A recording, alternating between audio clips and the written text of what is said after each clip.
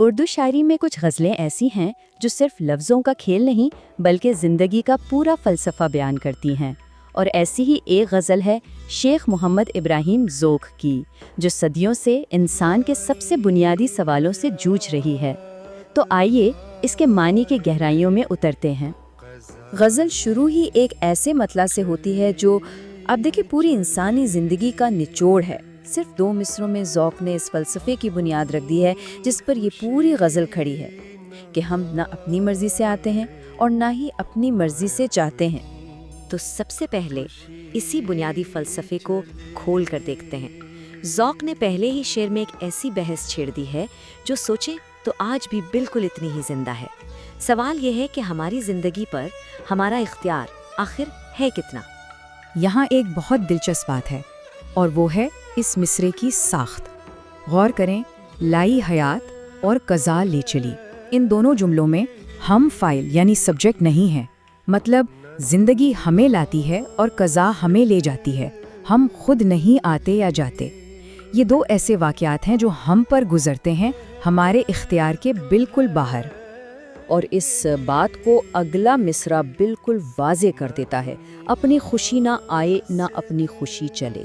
یہاں ذوق نے کوئی شک کی گنجائش ہی نہیں چھوڑی۔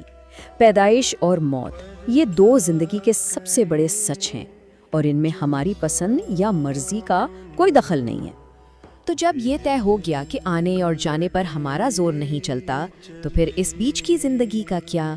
ذوق اگلے قدم پر انسان کی سب سے بڑی اندرونی کشمکش کی طرف آتے ہیں، اور وہ ہے اس دنیا سے دل لگانے کا مسئلہ، یعنی عقل اور جذبات کی وہ جنگ جو ہم سب لڑتے ہیں۔ یہ شعر انسانی تجربے کے ایک عجیب پیراڈاکس، ایک تضاد کو سامنے لاتا ہے۔ دیکھیں، ہمیں ہمیشہ یہی سکھایا جاتا ہے، نصیحت کی جاتی ہے کہ بھائی یہ دنیا فانی ہے، اس سے دل مت لگاؤ۔ لیکن ذوق یہاں ایک بہت بنیادی سوال اٹھاتے ہیں کہ ٹھیک ہے دل نہ لگائیں، پر کیا دل لگائے بغیر کام چل سکتا ہے؟ کیا اس کے بغیر جینا ممکن بھی ہے؟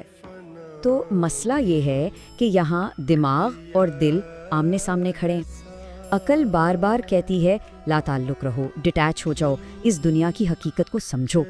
لیکن دل پوچھتا ہے بھائی بغیر تعلق کے، بغیر وابستگی کے جیا کیسے جائے؟ دل کی فطرت ہی یہی نہیں ہے۔ اور ذوق نے اس ایک شعر میں کیا خوبصورتی سے اس پوری نفسیاتی حقیقت کو پکڑ لیا ہے۔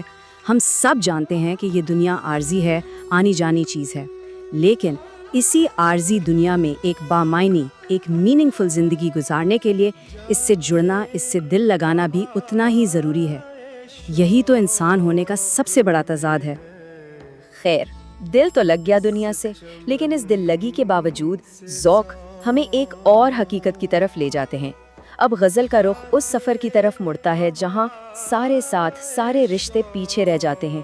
یہ سفر فنا ہے، اور اس کی سب سے بڑی سچائی یہ ہے کہ یہ ایک تنہا سفر ہے۔